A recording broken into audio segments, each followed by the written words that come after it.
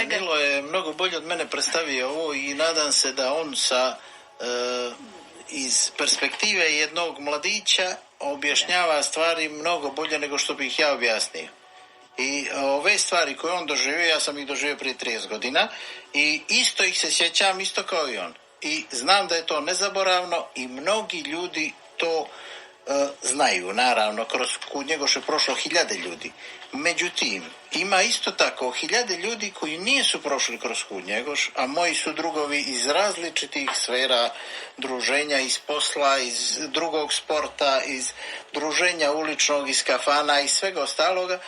Mnogi od njih kažu da im je žao što nisu bili u Kud Njegoš kad vide kroz što smo sve mi prošli.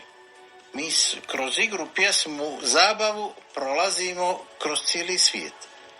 I to je fenomenalna varijanta. To ne može da se doživi ni sa fudbalom i na usput predstavljamo našu zemlju, nadam se na najbolji mogući način. Jer mi nikome ne radimo ništa da ne valja. Ovo su sve super stvari, jedno kulturno predstavljanje svoje zemlje, a pritom smo stalno mješovito društvo. Stalno smo momci i djevojke koji igraju, pjevaju i smiju se.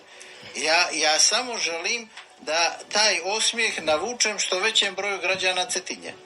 I upravo zbog toga smo se potrudili da ljudi kojima je žao što se nisu upisali kad i sljedeće generacije poslije mene koji kažu sad mi smo stari i to. Ne, niko nije star da malo osmijeha i malo pozitivne energije svom životu, da da jedan kvalitet više. To niko nije star i treba da da.